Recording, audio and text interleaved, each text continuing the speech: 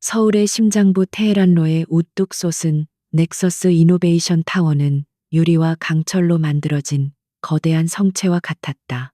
아침 햇살을 받아 눈부시게 빛나는 건물은 그 안에 담긴 최첨단 기술과 무한한 야망을 과시하는 듯했다. 이유진은 그 거대한 건물 앞에서 잠시 걸음을 멈추고 자신의 낡은 운동화 코를 내려다보았다. 그녀는 두꺼운 뿔테 안경을 고쳐 쓰고 어깨에 맨 가방끈을 고쳐 쥐었다. 오늘이 첫 출근 날이었다. IT 인프라팀 사무실은 건물의 위용만큼이나 압도적이었다. 넓게 트인 공간에는 수십 명의 엔지니어들이 각자의 모니터에 몰두해 있었고, 키보드 두드리는 소리와 서버 냉각팬이 돌아가는 낮은 소음이 팽팽한 긴장감과 함께 공간을 채우고 있었다. 유진은 인사팀 직원의 안내를 받아 자신의 자리로 향했다. 그곳에서 그녀는 자신의 상사가 될 박도준 팀장을 처음 만났다. 신입 이유진입니다. 오늘부터 잘 부탁드립니다. 유진은 잔뜩 긴장한 목소리로 허리를 숙여 인사했다. 박 팀장은 의자에 비스듬히 기댄 채 그녀를 위아래로 훑어보았다. 그의 눈에는 환영의 온기 대신 노골적인 평가와 희미한 경멸이 섞여 있었다. 이유진 씨 서류는 그럴싸하던데 실물은 영. 아무튼 열심히 해봐요. 우리 팀은 실력 없으면 바로 도태되는 곳이니까. 그의 말에 주변에 있던 몇몇 팀원들이 키득거리는 소리가 들렸다. 유진은 얼굴이 화끈거리는 것을 느끼며 다시 한번 고개를 숙였다. 그녀의 첫인상은 그렇게 결정되었다. 어딘가 모자라고 어리숙한 신입사원. 그리고 그것은 정확히 그녀가 원하던 바였다. 그녀에게 주어진 첫 업무는 팀의 막내라면 누구나 예상할 수 있는 종류의 것이었다. 하지만 그 정도가 심했다. 박 팀장은 그녀에게 한쪽 구석에 쌓여 있는 낡은 랜선을 색깔별 길이별로 분류해서 정리하라는 지시를 내렸다. IT 인프라팀 엔지니어에게 맡길 업무라고는 도저히 생각할 수 없는 시간 낭비에 가까운 자빌이었다. 유진은 아무런 불평 없이 네 알겠습니다라고 대답하고는 창고 구석으로 향했다. 그녀는 묵묵히 먼지 쌓인 케이블들을 풀기 시작했다. 오후 내내 그녀는 케이블과 씨름했다. 그러다 발을 헛디뎌 케이블 더미 위로 넘어졌고 요란한 소리와 함께 선반 위에 있던 낡은 장비 박스가 바닥으로 쏟아졌다. 사무실의 모든 시선이 그녀에게 쏠렸다. 저런 멍청이, 누군가 작게 중얼거리는 소리가 그녀의 귀에 밝혔다. 박 팀장은 못마땅하다는 듯 혀를 차며 소리쳤다.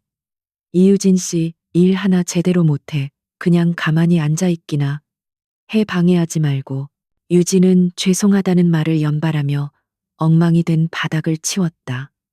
그녀의 뺨은 붉게 상기되었고 안경 너머의 눈에는 금방이라도 터질 듯한 눈물이 고여 있는 것처럼 보였다.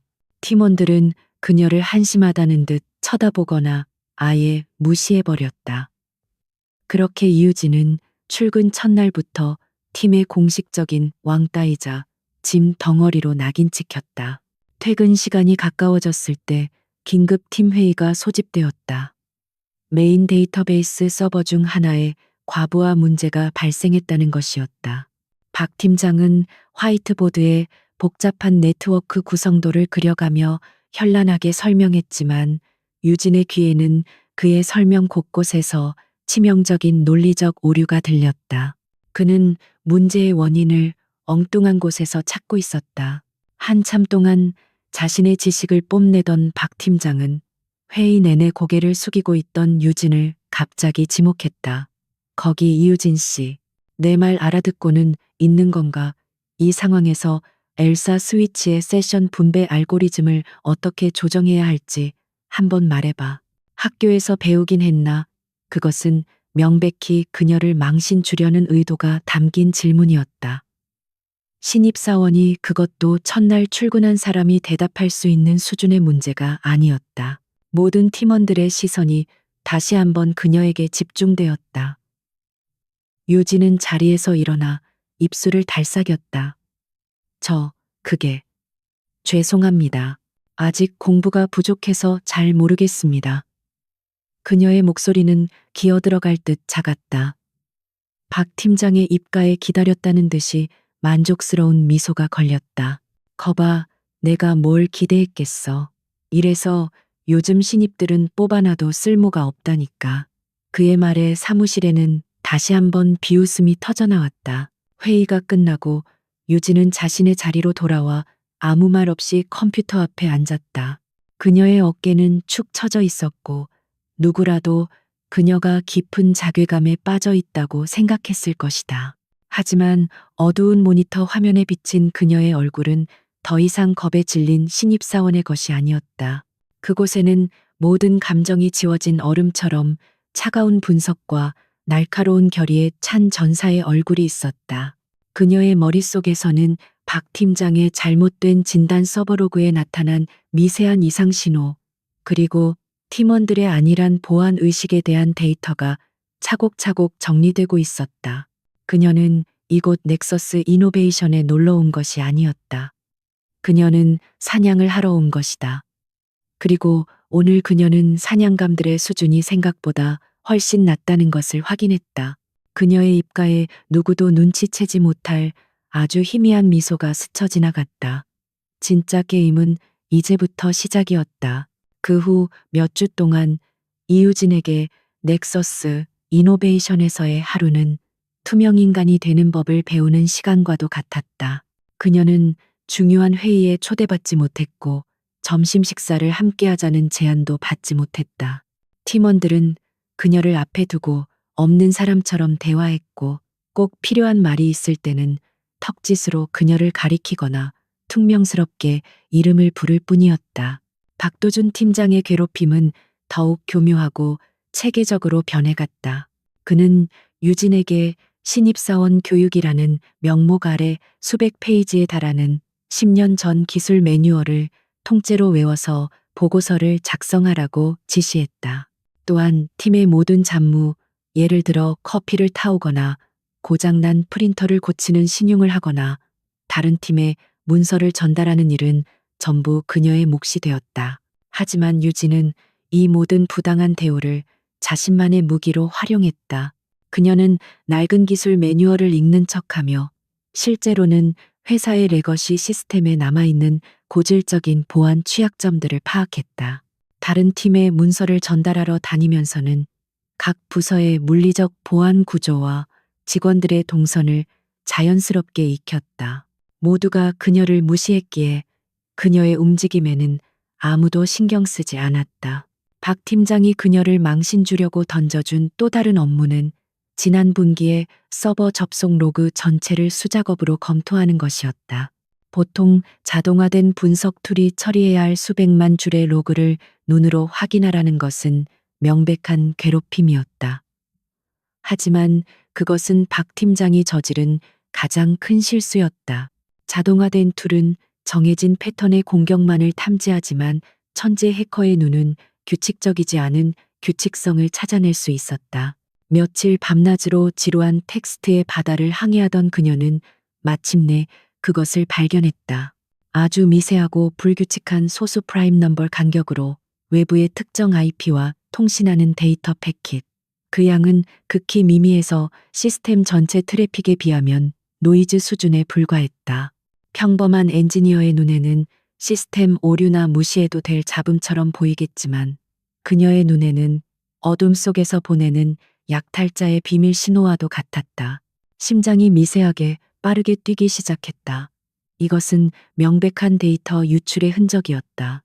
누군가가 회사의 가장 깊숙한 곳에 몰래 통로를 만들어 놓고 아주 조금씩 아무도 눈치채지 못하게 내부 정보를 빼돌리고 있었다. 그녀는 해당 로그의 시간과 IP 주소 그리고 데이터 패킷의 암호화 패턴을 자신의 머릿속에 완벽하게 각인시켰다. 첫 번째 실마리를 잡은 것이다. 그러던 어느 날 오후 중앙 보안 시스템의 경고등이 깜박였다. 외부로부터의 서비스 거부 DDoS 공격 시도가 있었지만 방화벽이 성공적으로 방어했다는 내용이었다. 박 팀장은 마치 자신이 큰 공이라도 세운 것처럼 의기양양하게 말했다. 이거 봐. 우리 팀 보안 시스템이 얼마나 완벽한지. 이 정도 공격은 그냥 간지러운 수준이지. 그가 잘난 척을 늘어놓는 순간 사무실 저쪽 구석에서 무심한 목소리가 들려왔다. 단순한 디도스 공격이 아닙니다. 진짜 공격을 숨기기 위한 위장술입니다. 공격 트래픽 속에 숨겨진 스캐닝 툴이 이번 게이트웨이의 취약점을 탐색하고 빠져나간 흔적이 보입니다. 목소리의 주인은 팀의 보안 전문가인 강민혁 대리였다. 그는 모니터에서 눈을 떼지도 않은 채 사실만을 건조하게 말했다. 사무실의 분위기가 순간 싸늘해졌다. 박 팀장의 얼굴이 불그락푸르락해졌다. 자신의 무능이 팀원들 앞에서 드러났기 때문이었다. 그는 강민혁에게는 아무 말도 못하고 애꿎은 유진에게 화풀이를 했다.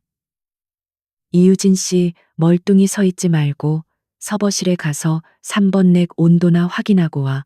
그것도 못하는 건 아니겠지. 유진은 자리에서 일어나 서버실로 향했다. 그녀가 강민혁의 자리 옆을 지나갈 때였다. 그녀는 일부러 발을 헛디디는 척하며 손에 들고 있던 볼펜을 바닥에 떨어뜨렸다. 볼펜은 정확히 강민혁의 의자 밑으로 굴러 들어갔다. 유진이 허리를 숙이는 동시에 강민혁도 볼펜을 주우려 몸을 숙였다. 아주 짧은 순간 두 사람의 시선이 허공에서 마주쳤다. 강민혁은 자신도 모르게 놀랐다. 늘 불안하게 흔들리던 유진의 두꺼운 안경 너머로 아주 잠깐 놀랄 만큼 차분하고 지적인 눈빛을 보았기 때문이었다. 어리숙한 신입사원에게서는 찾아볼 수 없는 종류의 눈빛이었다. 유진 역시 그의 모니터에 떠 있는 복잡한 보안 알고리즘을 스쳐 지나가며 그의 실력을 한눈에 파악했다. 감사합니다. 유진은 볼펜을 받아들고 꾸벅 인사한 뒤 사라졌다. 강민혁은 잠시 그녀가 사라진 쪽을 바라보다가 고개를 저으며 다시 자신의 일에 몰두했다. 그날 밤 유진은 자신의 작은 원룸 오피스텔로 돌아왔다. 문이 닫히는 순간 낮 동안의 어리숙하고 겁먹은 신입사원은 사라졌다. 단출한 원룸은 수많은 모니터와 직접 개조한 서버들의 푸른빛으로 가득 찬 또 다른 세계 그녀만의 성역으로 변해 있었다. 그녀가 키보드 위에서 춤을 추듯 손가락을 움직이자 화면에는 넥서스의 견고한 방화벽을 비웃는 듯한 코드들이 폭포수처럼 쏟아져 내렸다. 세상은 그녀를 이유진이라 불렀지만 이 어둠과 코드의 세계에서 그녀는 신에 가까운 존재 닉스였다. 그녀는 낮에 발견한 비밀 통로의 로그를 다시 불러왔다. 회사 내부 네트워크에서 추적하는 것은 너무 위험했다.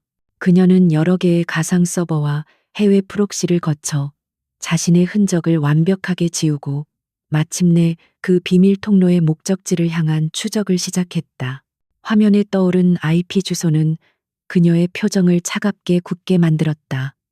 그것은 경쟁사의 서버가 아닌 훨씬 더 위험하고 거대한 어둠을 가리키고 있었다. 시간이 흐를수록 박도준 팀장의 불안감은 커져만 갔다. 강민혁 대리의 조용한 유능함은 팀 내에서 그의 입지를 계속해서 위협했고 가끔씩 발생하는 사소한 시스템 장애들을 해결하지 못하는 자신의 무능함이 드러날까봐 전전긍긍했다. 그는 자신의 권위를 다시 세우고 팀원들의 군기를 잡기 위한 확실한 희생양이 필요했고 그 역할에 이유진만큼 완벽한 인물은 없었다. 기회는 예상보다 빨리 찾아왔다. 마케팅팀의 중요 내부 파일 서버가 갑자기 느려지는 문제가 발생했다. 원인은 며칠 전 박 팀장이 보안 강화를 명목으로 성급하게 적용했던 설정 패치와의 충돌 때문이었다. 하지만 자신의 실수를 인정할 리 없는 그는 모든 팀원들이 지켜보는 앞에서 유진의 자리를 향해 고함을 질렀다. 이유진 씨, 어제 서버실 정리하면서 뭐 잘못 건드린 거 없어? 솔직하게 말해. 그의 우렁찬 목소리에 사무실의 모든 시선이 유진에게 쏠렸다. 유진은 자리에서 벌떡 일어나 겁에 질린 표정으로 손을 내저었다. 아닙니다, 팀장님. 저는 케이블 정리만 했을 뿐 서버에는 절대 손대지 않았습니다. 그녀의 목소리는 당황해서 떨리고 있었고 그 모습은 그녀를 더욱 의심스러운 용의자로 만들었다. 손을 안 댔는데 서버가 이 모양이야. 당신이 입사한 뒤로 자꾸 이상한 문제들이 터지는 거 알아. 박 팀장은 사실관계를 확인하려 하지 않았다. 그는 오직 공개적인 망신을 통해 자신의 책임을 전가하고 권위를 세우는 데에만 관심이 있었다. 그는 다른 선임 엔지니어 2명에게 두 사람이 가서 이유진 씨가 싸놓은 똥 좀 치워봐라며 모욕적인 언사를 던졌다. 유진은 입술을 깨물고 고개를 숙였다.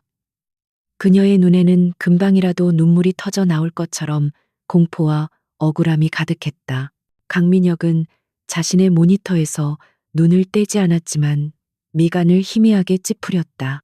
그는 박 팀장의 진단이 어딘가 잘못되었다는 것을 직감했지만 나서서 진실을 밝힐 만큼 오지랖이 넓지는 않았다. 결국 그날 하루 종일 마케팅팀의 업무는 마비되었고 모든 원망은 이유진에게로 향했다. 그날 밤 자신의 오피스텔로 돌아온 유진은 문을 잠그고 깊은 한숨을 내쉬었다. 그녀는 억울하지 않았다. 오히려 차가운 분노가 그녀의 내면을 채우고 있었다. 박도준 개인에 대한 분노가 아니었다. 그의 무능함과 오만함이 회사의 중요한 자산을 위험에 빠뜨리고 있다는 사실에 대한 전문가로서의 분노였다. 그녀는 더 이상 방관할 수 없다고 판단했다. 어둠 속에서 그녀가 두꺼운 뿔테 안경을 벗자 그동안 감춰져 있던 날카롭고 총명한 눈빛이 드러났다. 겁에 질린 신입사원의 모습은 온데간데 없었다. 그녀는 컴퓨터 앞에 앉아 몇 개의 모니터를 동시에 켰다. 푸른 빛이 그녀의 얼굴을 비추자 그곳에는 세상의 모든 부조리에 맞서는 고독한 전사 닉스의 얼굴이 있었다. 그녀의 손가락이 키보드 위를 날아다니기 시작했다. 그녀는 넥서스 이노베이션의 수백억 원짜리 통합 보안 시스템을 정면으로 뚫지 않았다. 그녀는 마치 요새의 설계자처럼 시스템의 가장 깊숙한 곳 개발자들조차 잊어버린 오래된 유지보수 프로토콜의 작은 허점을 찾아냈다. 그녀는 넥서스의 방화벽을 망치로 부수는 대신 아무도 모르는 작은 틈을 찾아 실크처럼 부드럽게 안으로 스며들었다. 그녀에게 해킹은 파괴가 아닌 외과 의사의 수술과 같은 정교한 예술이었다. 내부망에 접속한 그녀는 마케팅팀 파일 서버의 로그를 확인했다. 원인을 파악하는 데는 10초도 걸리지 않았다. 박 팀장이 잘못 적용한 패치가 기존의 로드 밸런싱 설정과 충돌을 일으키고 있었다. 그녀는 단 몇 줄의 명령어로 충돌하는 설정을 바로잡았을 뿐만 아니라 비효율적으로 작동하던 데이터 분배 알고리즘까지 최적화했다. 이제 서버는 이전보다 훨씬 더 빠르고 안정적으로 작동할 것이었다. 자신의 흔적을 완벽하게 지운 그녀는 원래의 목적으로 돌아갔다. 지난번에 발견했던 비밀스러운 데이터 유출 통로. 그녀는 자신의 권한을 이용해 그 통로를 역추적하기 시작했다. 수십 개의 가상 라우터를 거치고 몇 겹의 암호화 장벽을 뚫은 끝에 마침내 데이터가 흘러들어가는 종착지에 도달했다. 그곳은 회사 공식 네트워크에는 존재하지 않는 유령 서버였다. 닉스는 자신의 모든 기술을 동원해 유령 서버의 방어벽을 해체했다. 그리고 마침내 서버의 관리자 접속 로그를 손에 넣었을 때 그녀의 표정은 차갑게 굳어졌다. 모든 흔적은 단 한 사람, 단 하나의 최고 관리자 계정을 가리키고 있었다. 넥서스 이노베이션의 부사장 권태환, 회사의 2인자이자 가장 신망받는 경영인이 바로 이 거대한 범죄의 주범이었던 것이다. 모든 임무를 마친 닉스는 접속을 끊기 전 마지막으로 작은 선물을 남기기로 했다. 그녀는 익명으로 접속할 수 있는 회사 내부 개발자 포럼에 짧은 글을 하나 올렸다. 제목은 마케팅 파일 서버 속도 저하 문제에 대한 비공식적 해결책. 내용에는 문제의 원인과 해결 방법을 담은 간결하고 완벽한 코드가 몇 줄 적혀 있었다. 다음 날 아침 출근한 IT 인프라팀은 밤사이에 서버 문제가 저절로 해결된 것을 보고 어리둥절해했다. 그때 한 엔지니어가 개발자 포럼에 올라온 글을 발견하고 소리쳤다. 박 팀장은 글을 보자마자 얼굴이 새하얗게 질렸다. 그 글은 직접적으로 그를 비난하지 않았지만 코드를 이해할 수 있는 사람이라면 진짜 원인이 무엇이었는지, 그리고 그가 얼마나 멍청한 진단을 내렸는지 단번에 알 수 있었다. 강민혁은 그 완벽한 코드를 물끄러미 바라보며 생각에 잠겼다.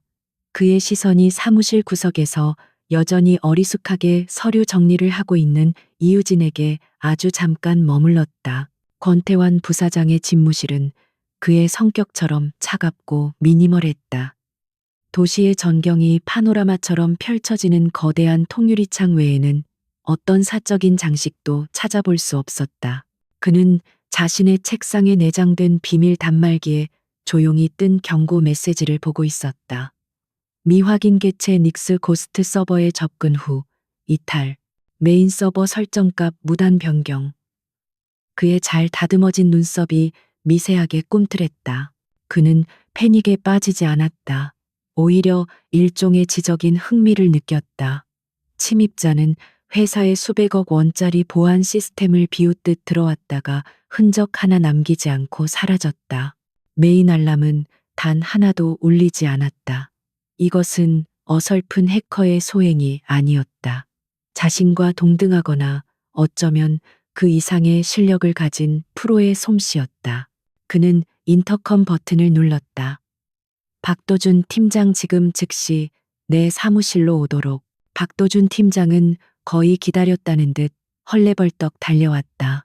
그는 권태환 부사장 앞에서 잔뜩 주눅이 든 채 허리를 굽혔다. 부사장님 부르셨습니까? 권태환은 여전히 창밖을 바라본 채 부드러운 목소리로 말했다. 하지만 그 목소리에는 강철 같은 위압감이 서려 있었다. 박 팀장, 우리 집에 아주 영리한 쥐새끼가 한 마리 들어온 것 같아. 박 팀장의 얼굴이 하얗게 질렸다. 네, 그게 무슨. 어젯밤 누군가 외부에서 우리 회사 내부망에 들어와 서버 설정을 건드렸네. 자네 팀에서 올린 보고서와는 전혀 다른 방식으로 말이야. 그리고 아주 깊숙한 곳까지 들어왔다가 사라졌어. 권태환은 마침내 그를 돌아보았다. 그의 눈에는 웃음기가 없었다. 조용히, 아주 조용히 처리해. 이 일이 외부로 새어나가거나 내가 만족할 만한 결과를 가져오지 못하면 자네 자리는 없다고 생각하게. 박 팀장은 거의 울상이 되어 사무실로 돌아왔다. 그는 자신의 무능함이 탄로 났다는 공포와 부사장의 명령을 수행해야 한다는 압박감에 이성을 잃었다. 그는 팀 전체에 비상사태를 선포했다. 어젯밤 우리 회사가 정체불명의 해커에게 농락당했다. 이건 우리 팀 전체의 명예가 걸린 문제야. 오늘부터 전원 비상 근무 체제에 돌입한다. 범인을 잡을 때까지 퇴근은 없어. 사무실의 공기는 순식간에 살얼음판처럼 차갑게 얼어붙었다. 박 팀장은 모든 팀원들의 컴퓨터에 강력한 내부 감시 프로그램을 설치하라고 지시했다. 모든 네트워크, 트래픽, 모든 파일 접근 기록, 심지어 키보드 입력 내용까지 실시간으로 감시하겠다는 것이었다. 팀원들은 노골적인 불만을 터뜨리면서도 그의 광기 어린 모습에 어쩔 수 없이 따랐다. 이제 이유진은 적진 한복판에서 동료들의 감시까지 받으며 움직여야 하는 최악의 상황에 놓였다. 그날 밤부터 이유진과 권태환에 보이지 않는 전쟁이 시작되었다. 유진은 자신의 오피스텔에서 닉스가 되어 다시 한번 넥서스의 네트워크에 접속했다. 하지만 상황은 달라져 있었다. 이전에는 활짝 열려있던 뒷문들이 모두 닫혀 있었고 곳곳에 새로운 감시 센서들이 설치되어 있었다. 권태환이 그녀의 침입 경로를 분석하고 즉각적으로 방어 체계를 강화한 것이었다. 닉스는 정면 대결을 피했다. 그녀는 권태환이 예측하고 방어하고 있을 길을 버리고 아무도 상상하지 못하는 우회로를 통해 그의 성벽을 넘었다. 그녀는 회사의 스마트 냉난방 시스템 제어망에 아주 작은 허점을 이용해 내부망으로 잠입했다. 그녀의 해킹은 체스 마스터가 수십 수를 내다보는 수익기와 같았다. 권태환의 방어벽이 창이라면 그녀는 그 창을 피하는 바람과도 같았다. 하지만 권태환 역시 만만치 않은 상대였다. 그는 닉스가 남긴 아주 미세한 데이터 조각들을 분석해 그녀의 다음 행동을 예측하려 했다. 닉스가 그의 유령 서버에 다시 접근하려 하자 그는 미리 설치해둔 추적 프로그램을 가동시켜 그녀의 위치를 역추적하기 시작했다. 디지털 공간 속에서 두 천재의 쫓고 쫓기는 추격전이 숨막히게 펼쳐졌다. 며칠 후 회사 안에서 위험한 순간이 찾아왔다. 박 팀장은 아무런 성과가 없자 초조해진 나머지 모든 팀원들의 워크스테이션을 대상으로 불법 소프트웨어 및 파일에 대한 무작위 강제 검사를 실시했다. 유진의 업무용 노트북은 당연히 깨끗했지만 문제는 다른 곳에 있었다. 그녀가 심어놓은 다른 부서 서버의 정보 수집용 프로그램이 그 검사로 인해 비정상적인 트래픽을 일으킬 위험에 처한 것이다. 그녀에게는 단 몇 초의 시간밖에 없었다. 박 팀장이 의심스러운 트래픽 경고를 확인하기 위해 자리에서 일어서는 순간 유진은 들고 있던 머그컵을 들고 자리에서 일어났다. 그리고는 마치 발이 꼬인 것처럼 비틀거리며 근처의 메인 네트워크 스위치 허브 쪽으로 넘어졌다. 그녀의 손에 들려있던 뜨거운 커피가 스위치 위로 쏟아졌고 치직하는 소리와 함께 스파크가 튀었다. 그 구역 전체의 네트워크가 마비되었다. 이유진 씨, 너 또 무슨 짓이야? 박 팀장의 고함과 다른 팀원들의 원성이 쏟아졌다. 하지만 유진은 그 혼란을 틈타 자신의 단말기에서 문제의 프로그램을 원격으로 삭제하고 모든 흔적을 지우는데 성공했다. 물리적인 소동으로 디지털 위기를 넘긴 것이다. 그녀는 또다시 팀의 공공의 적이 되었지만 자신의 정체는 안전하게 지켜냈다. 그날 밤 닉스는 다시 한번 권태환의 유령 서버에 접근했다. 그녀는 이전보다 훨씬 더 대담하고 빠르게 움직였다. 그녀는 권태환의 추적 시스템을 교란시키기 위해 수십 개의 미끼를 동시에 던져놓고 그가 혼란에 빠진 틈을 타 서버의 가장 깊숙한 곳에 보관된 암호화된 데이터 패킷 하나를 다운로드하는 데 성공했다. 모든 것을 손에 넣지는 못했지만 그것은 분명 거대한 범죄의 결정적인 조각임이 틀림없었다. 하지만 그 대가로 그녀는 아주 작은 실수를 저질렀다. 데이터를 빼내는 과정에서 0.01초간의 시간 지연이 발생했고 그로 인해 로그 파일에 거의 보이지 않는 수준의 디지털 지문이 남게 되었다. 권태환은 자신의 집무실에서 그 로그를 보고 있었다. 그의 최첨단 인공지능 분석 시스템이 마침내 그 미세한 이상 신호를 포착해낸 것이다. 찾았다. 그가 모니터에 떠오른 희미한 디지털 지문을 보며 나직이 속삭였다. 그의 입가에 뜬 미소는 마침내 사냥감의 냄새를 맡은 포식자의 그것이었다. 닉스, 네가 누구든 이제 곧 만나게 되겠군. 권태환 부사장은 닉스가 남긴 디지털 지문에서 아주 미세한 변칙성을 발견했다. 그것은 최첨단 기술을 사용하면서도 동시에 아주 구식의 프로토콜 흔적을 담고 있었다. 그는 해커가 회사 내부에 있으며 낮은 등급의 권한을 이용해 자신의 진짜 실력을 숨기고 있을 것이라는 가설을 세웠다. 그는 쥐를 잡기 위해 달콤한 치즈를 놓기로 결심했다. 그는 다시 박도준 팀장을 불렀다. 내부 소행일 가능성이 커. 낮은 등급의 직원이 욕심을 부리는 걸 수도 있지. 권 부사장은 박 팀장에게 허니팟을 설치하라고 지시했다. 해커를 유인하기 위해 일부러 만든 가짜 서버였다. 아주 달콤한 미끼를 하나 던져봐. 회사에 MA 관련 극비 정보가 담겨 있는 것처럼 위장해. 쥐가 스스로 덫으로 걸어 들어오도록 말이야. 박 팀장은 부사장의 명령에 신이 났다. 이것은 해커를 잡는 동시에 눈엣 가시 같은 이유진을 완벽하게 제거할 수 있는 절호의 기회였다. 그는 프로젝트 타이탄이라는 이름의 가짜 서버를 구축하기 시작했다. 그는 의도적으로 허니팟의 접근 경로를 낡은 레거시 시스템과 연결했다. 바로 이유진이 그동안 정리하고 매뉴얼을 읽었던 바로 그 시스템들이었다. 그의 계획은 비열하고 치밀했다. 닉스가 허니팟에 접근하는 순간 서버는 침입자의 모든 활동을 기록하고 역추적을 시작한다. 동시에 박 팀장은 미리 준비해둔 가짜 증거를 이유진의 워크스테이션에 심어놓을 생각이었다. 닉스가 바로 이유진이라는 완벽한 시나리오를 완성하는 것이다. 그는 자신의 계획에 만족하며 비열한 미소를 지었다. 하지만 그의 어설픈 계획에는 치명적인 결함이 있었다. 그는 프로젝트 타이탄 서버의 보안 프로토콜 설계를 강민혁 대리에게 맡겼다. 강민혁은 박 팀장이 건넨 설계도를 검토하며 즉시 이상한 점을 발견했다.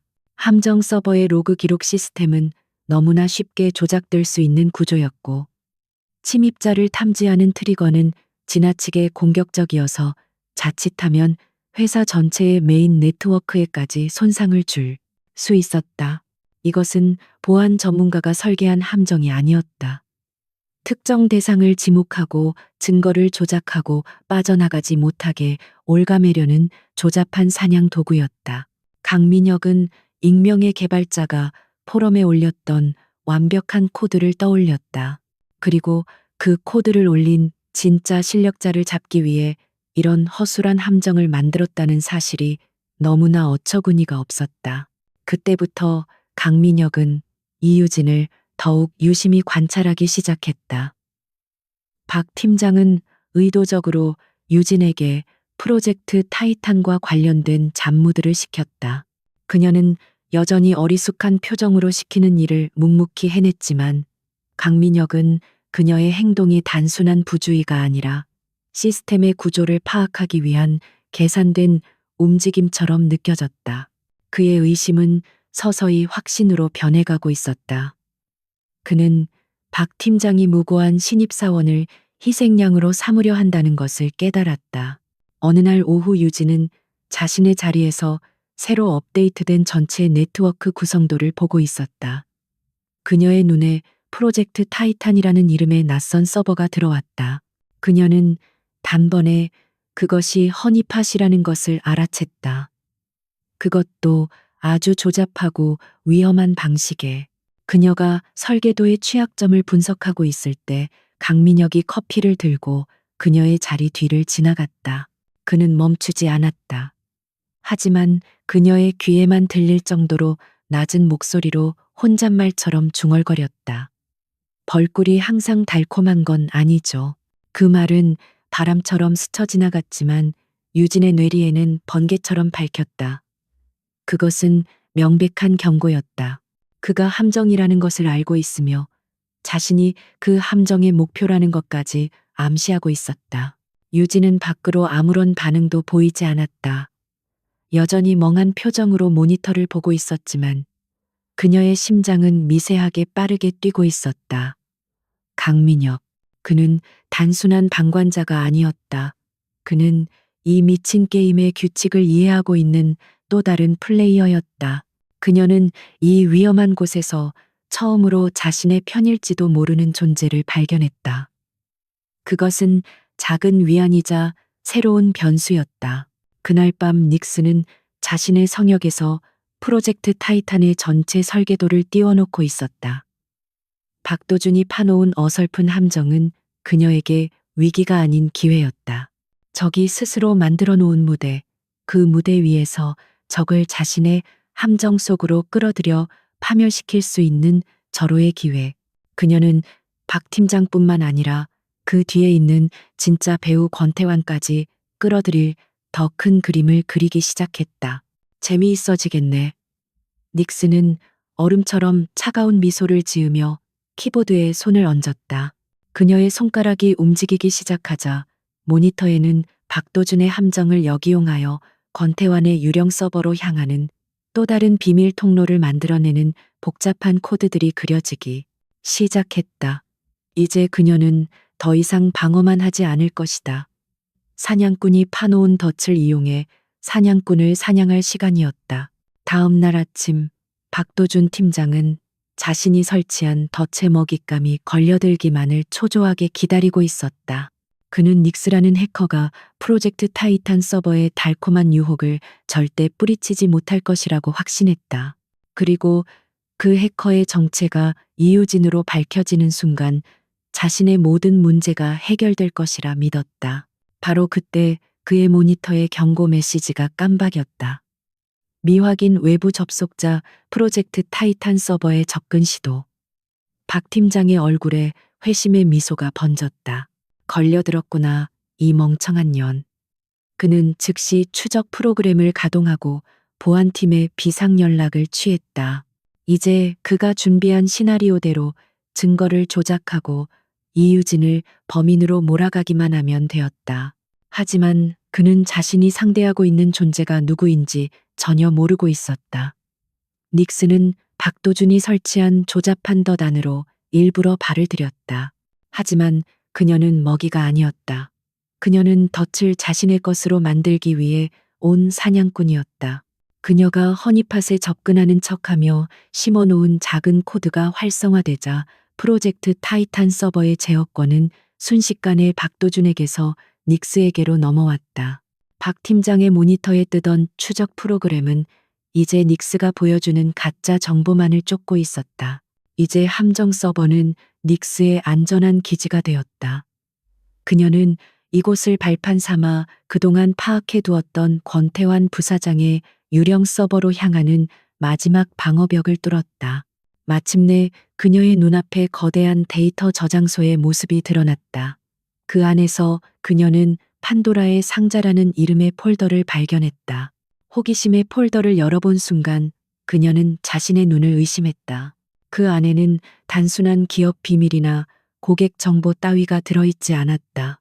수백만 명에 달하는 대한민국 국민들의 상세한 개인정보, 현직 장관들과 국회의원들의 비리 파일, 정부의 1급, 대외비, 기밀문서, 심지어는 현재 진행 중인 군사작전 계획까지 담겨 있었다.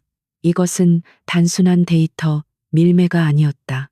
국가의 안보와 명운을 통째로 팔아넘기려는 명백한 반역 행위였다. 권태환은 수년에 걸쳐 자신의 권력과 넥서스의 기술력을 이용해 국가의 가장 민감한 정보들을 훔쳐왔던 것이다. 유진은 경악을 금치 못하며 다른 파일들을 열어보았다. 그리고 마침내 그의 최종 계획을 담은 통신 기록을 찾아냈다. 그는 이 판도라의 상자를 악명 높은 국제 범죄 신디케이트에 팔아넘기기로 계약을 맺었다. 그리고 데이터 전송 예정 시간은 불과 24시간도 채 남지 않았다. 유진의 머릿속이 하얘졌다.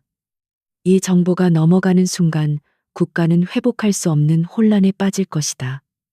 사법기관에 신고하기에는 시간이 너무나 촉박했다. 권태환의 권력이라면 공식적인 수사가 시작되기도 전에 모든 증거를 인멸하고 거래를 끝내버릴 것이 분명했다. 그녀에게 남은 선택지는 단 하나뿐이었다. 권태환이 외부와 연결될 수 있는 모든 물리적, 논리적 길을 끊어버리는 것. 넥서스 이노베이션이라는 거대한 배를 통째로 침몰시켜서라도 판도라의 상자가 세상 밖으로 나가는 것을 막아야만 했다. 그것은 그녀가 지금껏 해왔던 정의로운 해킹과는 차원이 다른 회사를 파괴할 수도 있는 극단적인 선택이었다. 수많은 무고한 직원들의 노력이 물거품이 될 수도 있었다. 짧은 순간의 고민 끝에 그녀의 눈빛이 단호하게 변했다. 하나의 기업보다 국가의 안위가 우선이었다. 그녀의 임무는 이제 부패한 경영진을 고발하는 것을 넘어 국가를 위기에서 구하는 것으로 바뀌었다. 그녀는 자신의 인생 최대의 그리고 가장 위험한 해킹을 준비하기 시작했다. 하지만 그 전에 해야 할 일이 있었다. 강민혁. 그는 이 부패의 소용돌이 속에서 유일하게 자신의 양심과 실력을 지키고 있는 엔지니어였다. 유진은 이 거대한 폭풍 속에서 그가 애써온 모든 것이 파괴되는 것을 원치 않았다. 그녀는 자신이 유일하게 신뢰하는 익명의 보안 채널을 통해 강민혁의 개인 단말기로 짧은 메시지를 보냈다. 메시지는 몇 겹의 암호화로 보호되어 있었고 발신지는 추적 불가능했다. 썩은 것을 도려내기 위한 폭풍이 올 것이다. 폭풍은 선악을 가리지 않는다. 무결점 프로젝트의 데이터를 백업하고 왕의 금고를 지금 즉시 주 네트워크에서 물리적으로 격리하라. 남은 시간은 12시간. 경고를 무시할 경우 모든 것을 잃게 될 것이다. 닉스. 사무실에서 박 팀장의 닥달에 시달리던 강민혁은 자신의 단말기에 뜬 메시지를 보고 온몸이 굳어버렸다. 닉스. 해커들 사이에서 전설로 불리는 이름. 그는 지금껏 벌어진 모든 일들이 이 미지의 인물과 관련되어 있음을 직감했다. 메시지는 그의 의심을 확신으로 바꾸어 주었다. 왕의 금고. 그것은 권태환 부사장을 의미하는 것이 틀림없었다. 그는 선택해야 했다. 부패한 상사의 명령을 따를 것인가? 아니면 정체 모를 천재 해커의 위험한 경고를 믿을 것인가? 그는 자리에서 일어나 유진의 책상을 힐끗 보았다. 그녀는 오늘 아침 몸이 아프다는 이유로 병가를 낸 상태였다. 강민혁은 더 이상 망설이지 않았다. 그는 자신의 자리로 돌아와 아무도 모르게 대용량 외장하드를 자신의 컴퓨터에 연결했다. 그리고 가장 중요한 핵심 프로젝트들의 데이터를 백업하기 시작했다. 그는 폭풍을 일으키는 자의 편에 서기로 결정했다. 운명의 날 아침이 밝았다. 권태환 부사장은 자신의 펜트하우스 집무실에서 만족스러운 미소와 함께 커피를 마시고 있었다. 오늘 밤 자정이면 판도라의 상자는 새로운 주인의 손에 넘어가고 그는 천문학적인 돈과 함께 누구도 넘볼 수 없는 권력을 손에 쥐게 될 터였다. 그는 이미 자신의 승리를 의심하지 않았다. 같은 시각 IT 인프라팀 사무실에서 강민혁은 밤새워 작업한 끝에 마지막 핵심 데이터 백업을 완료했다. 그는 아무도 눈치채지 못하게 자리에서 일어나 서버실로 향했다. 그리고 닉스의 경고대로 권태환의 유령 서버와 연결된 것으로 의심되는 라우터를 주 네트워크에서 물리적으로 분리했다. 이제 그는 자신이 할 수 있는 모든 것을 했다. 남은 것은 폭풍을 기다리는 일뿐이었다. 그리고 도시의 한 구석 작은 오피스텔에서 이유진 아니 닉스는 수십 개의 모니터에 둘러싸여 있었다. 그녀의 모니터에는 넥서스 전체 네트워크의 구조가 3D 그래픽으로 펼쳐져 있었고 그 중심부에는 붉은색으로 깜박이는 타이머가 마지막 카운트다운을 하고 있었다. 19.8. 그녀의 손가락은 키보드 위에 조용히 얹혀 있었다. 폭풍 전의 고요함이었다. 3, 2, 1, 0. 그녀는 엔터키를 눌렀다. 공격은 요란하게 시작되지 않았다. 넥서스 타워 전체의 조명이 아주 잠깐 마치 거대한 짐승의 심장이 멎는 것처럼 깜박였다가 돌아왔다. 사무실의 직원들은 그저 가벼운 정전이라고 생각하며 대수롭지 않게 여겼다. 하지만 그것은 기술의 제국 넥서스 이노베이션이 뿌리부터 무너져 내리기 시작하는 첫 번째 신호였다. 몇 초 후 진짜 혼돈이 시작되었다. IT, 인프라팀 사무실에서 한 직원이 비명을 질렀다. 모니터가 꺼졌어. 그의 비명을 시작으로 사무실의 모든 모니터가 일제히 푸른 에러 화면을 띄우더니 암흑 속으로 사라졌다. 사람들의 키보드와 마우스는 아무런 반응도 하지 않는 플라스틱 덩어리로 변해버렸다. 뭐야, 무슨 일이야? 허니팟이 폭주한 건가? 박도준 팀장은 미친 사람처럼 소리치며 서버실로 달려갔다. 하지만 그가 본 광경은 더욱 절망적이었다. 수백 개의 서버들이 줄지어 늘어선 데이터 센터에서 서버의 상태를 알리는 푸른색 LED 불빛들이 약속이라도 한 듯 하나씩 꺼져나가고 있었다. 윙윙거리며 공간을 채우던 소음은 어느새 섬뜩한 침묵으로 변해 있었다. 혼란은 순식간에 건물 전체로 퍼져나갔다. 내부 전화는 먹통이 되었고 사내 메신저는 연결이 끊겼다. 직원들의 출입증은 더 이상 보안 게이트에서 인식되지 않았다. 넥서스가 자랑하던 모든 디지털 인프라가 한순간에 마비된 것이다.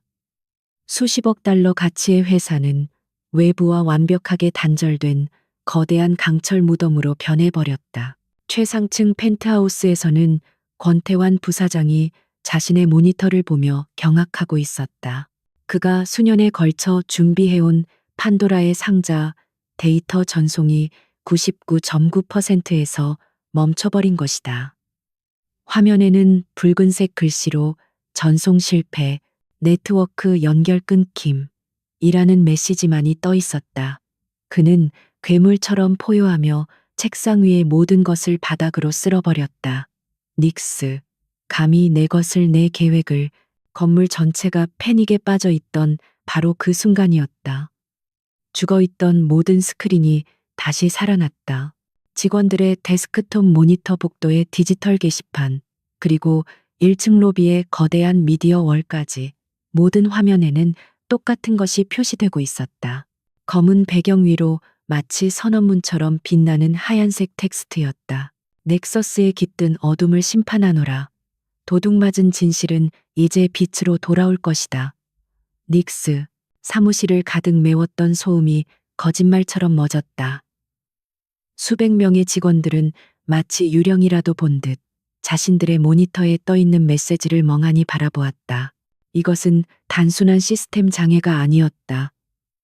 한 개인 혹은 집단이 이 거대한 회사를 상대로 벌이는 심판이었다. 그들은 처음으로 닉스라는 이름을 보았다. 그 이름은 그들의 뇌리에 공포와 경외감과 함께 깊이 새겨졌다. 강민혁은 자신의 모니터에 뜬 메시지를 보며 조용히 마른 침을 삼켰다. 폭풍이 시작된 것이다. 박도준 팀장은 자신의 의자에 주저앉아 덜덜 떨고 있었다. 그는 자신이 쫓던 해커가 이런 엄청난 존재라는 사실을 믿을 수가 없었다. 권력의 균형은 완전히 무너졌다. 넥서스를 지배하던 자들은 이제 자신의 성 안에서 완벽하게 고립되었고 어둠 속에 숨어 있던 단 한 명의 해커가 모든 것을 장악했다. 심판의 날이 시작된 것이다. 넥서스 타워는 거대한 혼돈의 소용돌이에 빠져들었다. 비상이사회가 긴급 소집되었지만 그것은 회의가 아닌 고성과 책임 전가가 오가는 아수라장이었다. 외부 세계와는 완벽하게 단절된 채 수조원 가치의 회사의 운명이 정체불명의 해커닉스의 손에 달려있다는 사실에 이사들은 이성을 잃고 고함을 질러댔다. 박도준 팀장은 불려가 쉴 새 없이 뺨을 맞았지만 그는 그저 죄송합니다라는 말만 앵무새처럼 반복할 뿐이었다. 최상층 펜트하우스에서 권태환 부사장은 초조하게 자신의 비밀 단말기를 보고 있었다. 닉스의 공격으로 메인 네트워크가 마비되었지만 그에게는 마지막 비상 계획이 남아 있었다. 그의 집무실과 외부의 비밀 서버를 직접 연결하는 그 누구도 존재를 알지 못하는 물리적인 광 케이블 라인이었다. 그는 닉스가 아무리 대단해도 이 아날로그적인 비밀 통로까지는 파악하지 못했을 것이라 확신했다. 그는 즉시 비밀 라인을 통해 판도라의 상자 데이터 전송을 재개했다. 전송률은 평소보다 훨씬 느렸지만 조금씩 데이터가 넘어가는 것이 보였다. 그의 입가에 다시 비정한 미소가 떠올랐다. 어리석은 놈, 결국엔 내가 이긴다. 그는 닉스의 공격을 그저 골치 아픈 방해 정도로 여기며 자신의 승리를 확신하고 있었다. 하지만 혼란스러운 IT 인프라팀 사무실에서 단 한 사람 강민혁은 패닉에 빠지지 않고 침착하게 움직이고 있었다. 그는 닉스가 보낸 메시지의 의미를 곱씹었다. 왕의 금고를 격리하라. 그것은 단순한 경고가 아니라 자신에게 주어진 임무였다. 그는 닉스의 공격이 무차별적인 파괴가 아니라 암세포만을 정확히 도려내려는 외과 의사의 메스처럼 정교하다는 것을 깨달았다. 그는 마비된 네트워크의 로그 기록을 분석하기 시작했다. 모든 것이 멈춘 가운데 아주 미세하지만 끊기지 않는 단 하나의 데이터 흐름이 여전히 살아 움직이고 있었다. 그 흐름은 정확히 부사장실이 위치한 최상층에서 시작되고 있었다. 다른 엔지니어라면 거대한 시스템 셧다운 과정에서 발생한 사소한 오류라고 생각하고 넘어갔을 것이다. 하지만 강민혁은 그것이 닉스가 자신에게 보낸 초대장이라는 것을 직감했다. 그녀는 일부러 그 길을 열어둔 것이다. 외부의 해커인 자신이 직접 모든 것을 해결하는 대신 내부의 조력자가 진실을 자신의 눈으로 확인하고 직접 행동할 기회를 준 것이다. 강민혁의 심장이 빠르게 뛰기 시작했다. 그는 데이터 흐름의 경로를 추적했다. 그 길은 공식적인 네트워크 설계도에는 존재하지 않는 미지의 경로를 따라 중앙 서버실의 한 구석에 위치한 7번 렉으로 향하고 있었다. 그 순간 강민혁은 권태환이 무엇을 하고 있는지 깨달았다. 그는 비상 탈출로를 이용해 범죄를 마무리 지으려 하고 있었다. 그는 자리에서 벌떡 일어나 서버실을 향해 뛰기 시작했다. 어딜 도망가. 강민혁 박 팀장이 정신 나간 사람처럼 그를 막아섰다. 지금 이 상황에 어딜 가려는 거야. 너도 저 해커랑 한패야. 강민혁은 그를 상대할 시간이 없었다. 비켜요 팀장님. 당신 같은 사람은 평생 이해 못할 일이니. 그는 박 팀장을 거칠게 밀치고 복도를 가로질렀다. 그의 머릿속에는 오직 7번 렉을 찾아야 한다는 생각뿐이었다. 마침내 중앙 서버실에 도착한 그는 수많은 서버 렉들 사이를 헤치며 7번 렉을 찾아냈다. 그곳에는 공식 장비 목록에는 없는 정체불명의 서버 한 대가 조용히 작동하고 있었다. 그리고 그 서버에는 붉은색의 광 케이블 하나가 연결되어 있었다. 강민혁은 주저없이 그 케이블을 뽑아 쥐었다. 바로 그 순간 등 뒤에서 얼음처럼 차가운 목소리가 들려왔다. 거기까지. 강민혁이 돌아보자 그곳에는 권태환 부사장이 무표정한 경호원 2명과 함께 서 있었다.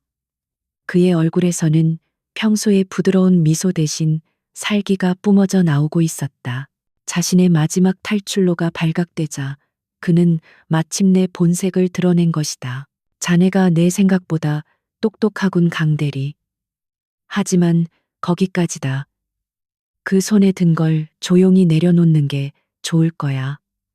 권태환이 위협적으로 말했다.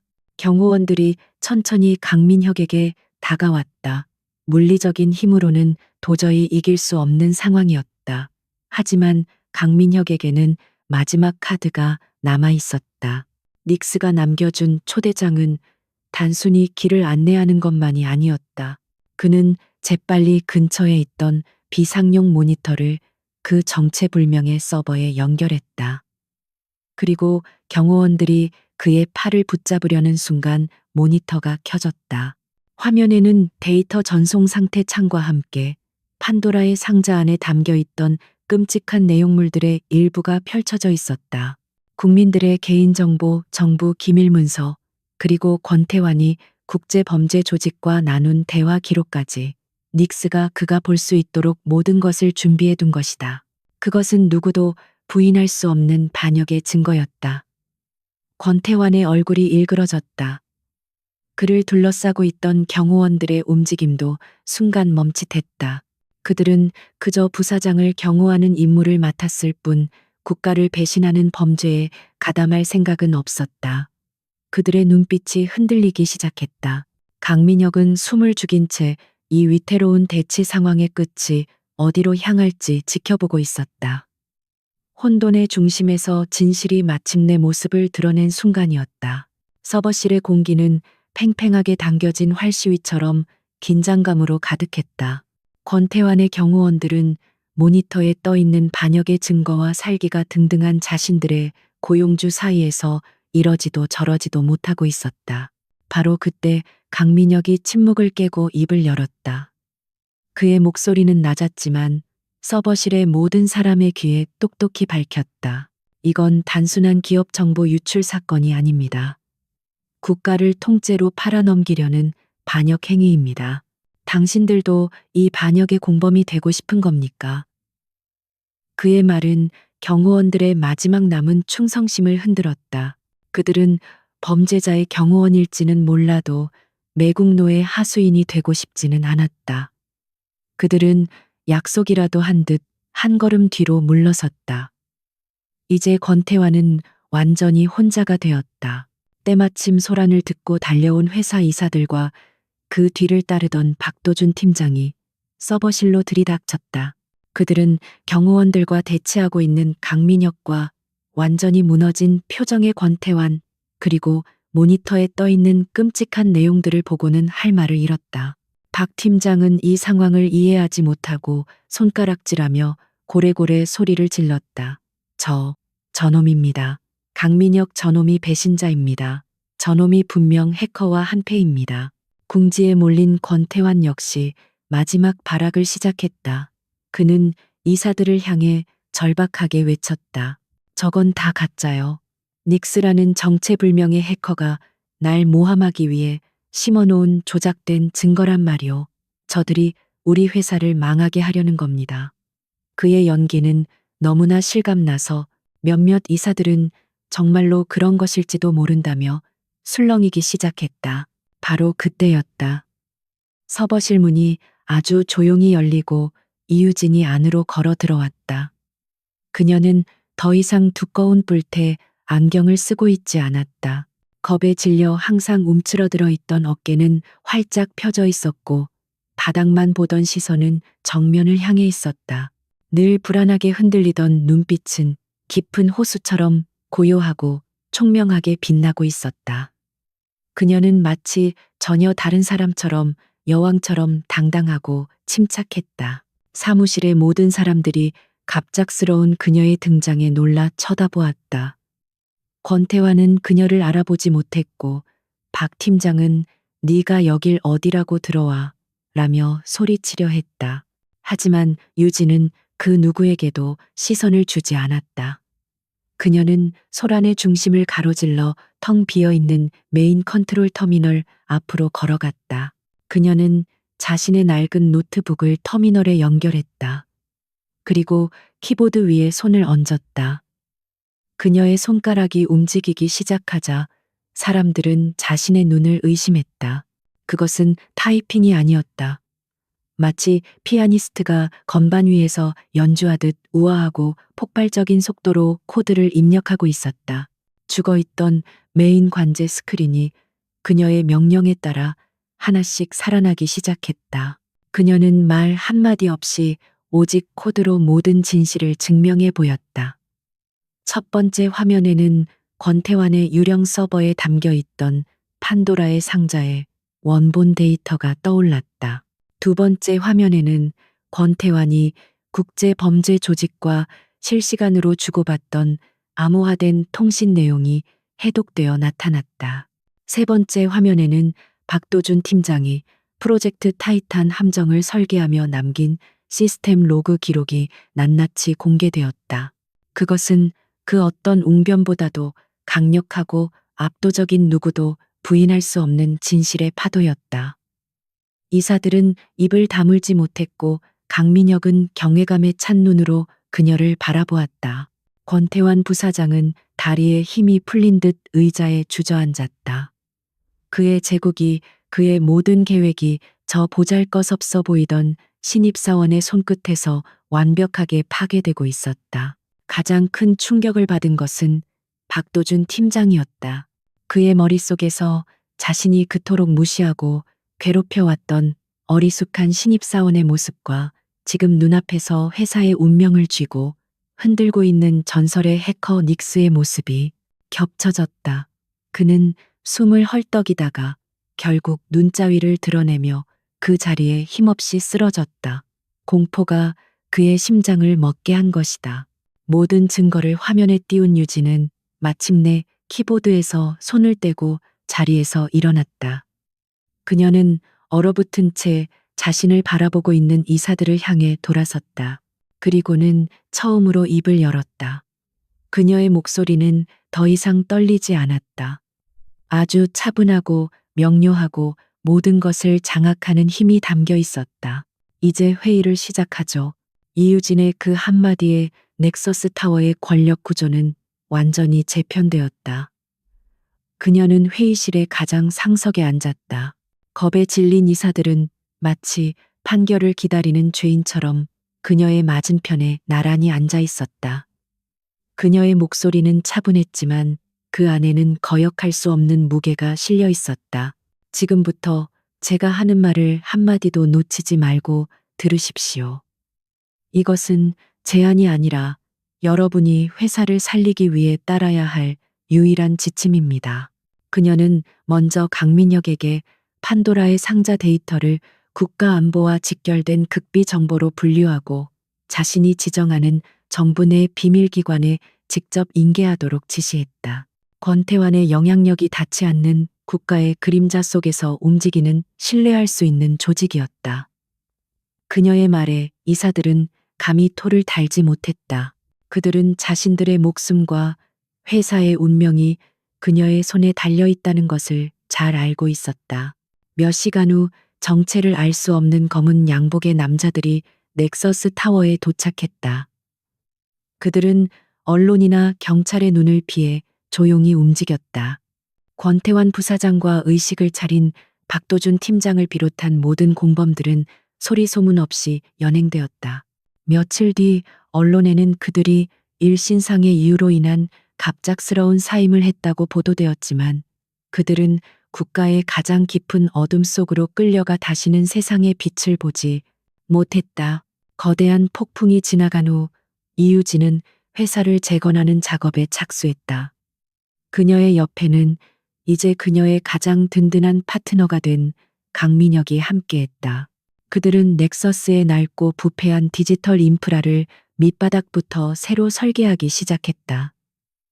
그것은 단순히 보안 구멍을 메우는 작업이 아니었다.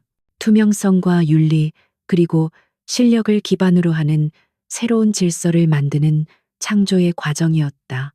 예전에 IT, 인프라팀 사무실은 완전히 다른 공간으로 변해갔다. 더 이상 박도준의 고함 소리나 비아냥거림은 들리지 않았다. 대신 엔지니어들 사이에 자유로운 토론과 건전한 기술 논쟁이 그 공간을 채웠다. 유진은 직급이나 나이가 아닌 오직 실력과 논리만을 기준으로 모든 것을 판단했다. 그녀의 리더십 아래 팀원들은 처음으로 존중받는 전문가로서 일하는 즐거움을 느끼기 시작했다. 한 달 후 회사가 어느 정도 안정을 되찾자 이사회는 이유진을 공식적으로 호출했다. 그들은 그녀에게 최고 정보 보안 책임자 CISO라는 부사장급의 직책을 제안했다. 그들이 제시한 연봉과 스톡 옵션은 업계 최고 수준을 넘어서는 파격적인 것이었다. 하지만 유진은 돈이나 명예에는 관심이 없었다. 그녀는 자신의 조건을 내걸었다. 저는 단순히 서버나 지키는 보안 책임자가 되지는 않을 겁니다. 그녀는 모든 이사들의 눈을 똑바로 쳐다보며 말했다.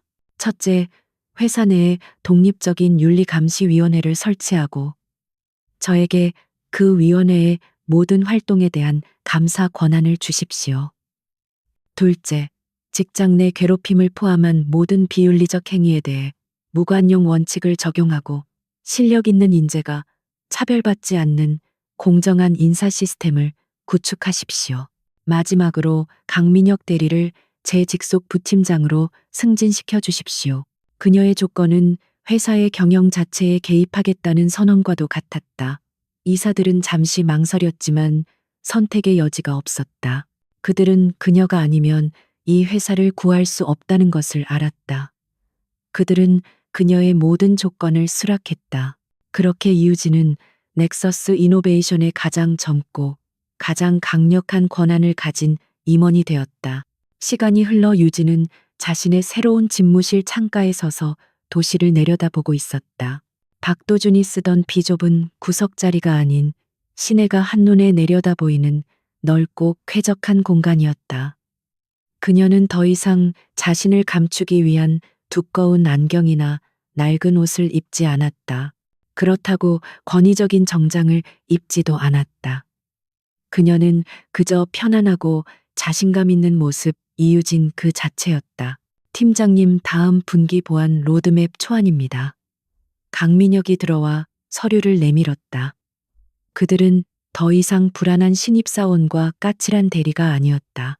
어둠에 맞서 함께 싸운 동지이자 새로운 질서를 함께 만들어갈 파트너였다.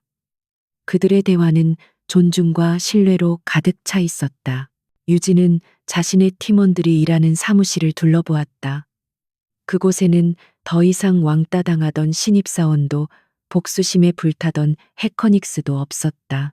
그곳에는 자신의 능력으로 스스로의 자리를 되찾고 더 나은 기술과 문화를 만들기 위해 동료들과 함께 나아가는 리더 이유진이 서 있었다. 그녀의 진짜 이야기는 이제 막 시작되고 있었다.